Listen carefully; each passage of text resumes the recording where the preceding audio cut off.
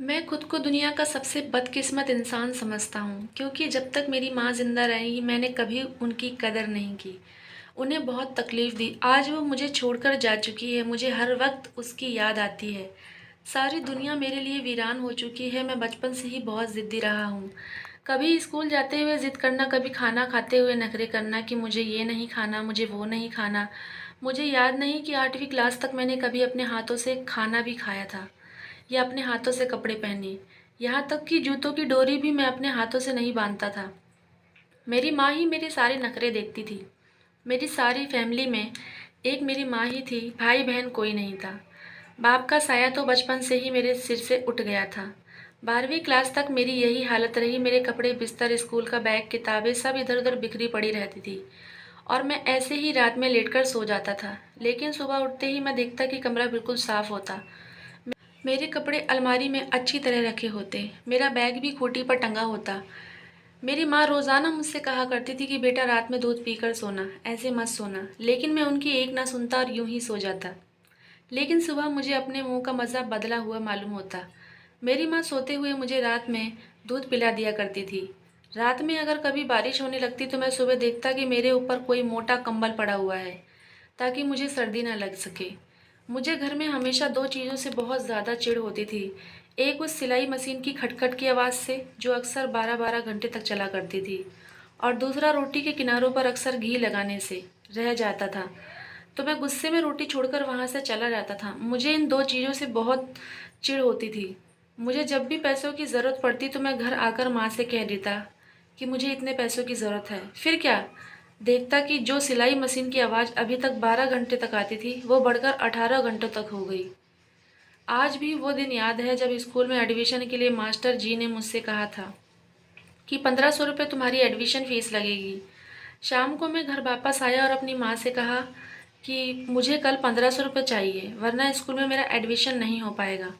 इतना कहकर मैं अपने कमरे में जाकर सो गया। उसी रात 2 बजे मेरी आँख खुली तो घर के बरामदे में मुझे किसी के रोने की आवाज़ सुनाई दी।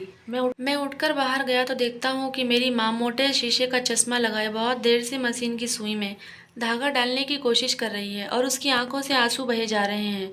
मेरी माँ की ये हालत देखकर मेरी तो रूह कांप गई। मैंने कहा कि माँ, इतनी रात हो रही है, आप अभी तक काम कर रही हो? मेरी आवाज़ सुनकर माँ एकदम से चौंक कर मेरी तरफ देखने लगी और दुपट्टे से आंसू साफ करते हुए मुझसे मुस्कुरा कर कहने लगी, अरे बेटा, वो सामने वाली जो तुम्हारी काजल आंटी हैं उनके यहाँ कल शादी है। उन्होंने कहा था कि अगर मैं उन्हें 2 सूट कल तक सिलकर दे दूँ तो वो मुझे 1500 रुपये दे देंगी। लेकिन देखो ना, ये कमबख्त धागा सुई में जा ही नहीं रहा। मैं बहुत देर से परेशान हूँ। माँ की ये हालत देखकर मैं उनसे जाकर लिपट गया और ज़ोर ज़ोर से रोने लगा। मेरी माँ ने मेरे सिर पर हाथ फेरते हुए कहा, बेटा तुम परेशान ना हो, मैं तुम्हारे पैसों का इंतज़ाम ज़रूर कर दूँगी। उस दिन के बाद मैंने सोच लिया कि अब मुझे भी पढ़ाई के साथ साथ कोई भी काम करना चाहिए ताकि मैं भी अपनी माँ का सहारा बन सकूं। इधर मेरी पढ़ाई मुकम्मल हुई तो मुझे एक अच्छी नौकरी मिल गई।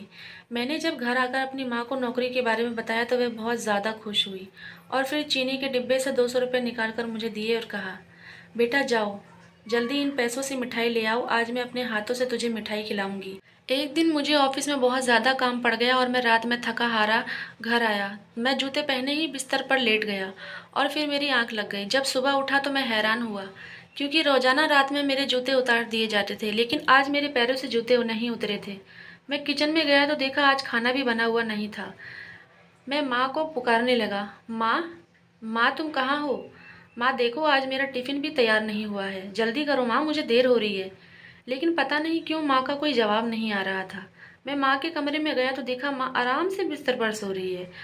मैं उनके पैरों को दबाकर उठाने लगा लेकिन माँ उठ ही नहीं रही थी। मैं उनके सर के पास गया और सर को दबाकर उठाने लगा। मैं बार बार उसे पुकार रहा था कि माँ जल्दी करो, जल्दी उठो, मुझे भूख लगी है। रात में मैंने खाना भी नहीं खाया था, मेरा टिफ़िन भी तैयार नहीं हुआ है, जल्दी से उठो माँ। लेकिन पता नहीं मेरी माँ को क्या हो गया था कि वो उठने का नाम ही नहीं ले रही थी। बहुत देर के बाद मुझे मालूम हुआ कि आज रात मेरी माँ उठने के लिए नहीं सोई थी बल्कि वो हमेशा के लिए सो चुकी थी। मेरी माँ मुझे छोड़कर जा चुकी थी। मैं वहीं खड़ा चीख चीख कर रोने लगा। मेरी सारी दुनिया लुट चुकी थी क्योंकि मेरी माँ के सिवा कोई नहीं था। माँ के बगैर वो घर मुझे काटने को दौड़ता था। इसलिए कुछ दिनों के बाद मैंने वो घर भी छोड़ दिया। आज मेरी माँ को मरे 5 साल हो चुके हैं। अब मुझे अपने कपड़े खुद धोना पड़ता है, खाना भी खुद ही बनाना पड़ता है। अगर रात को भूखा सो जाऊं तो कोई मुझसे पूछने वाला नहीं है कि बेटा भूखे क्यों सो गए। इसलिए मैं सबसे कहना चाहूँगी कि जीते जी अपने माँ बाप की कदर कर लिया करो। माँ बाप जैसा कोई नहीं है, वो आपको बिना किसी रीज़न के आपसे प्यार करते हैं। वीडियो अच्छी लगी हो तो वीडियो को लाइक और चैनल पर नए हैं तो चैनल को सब्सक्राइब ज़रूर करें।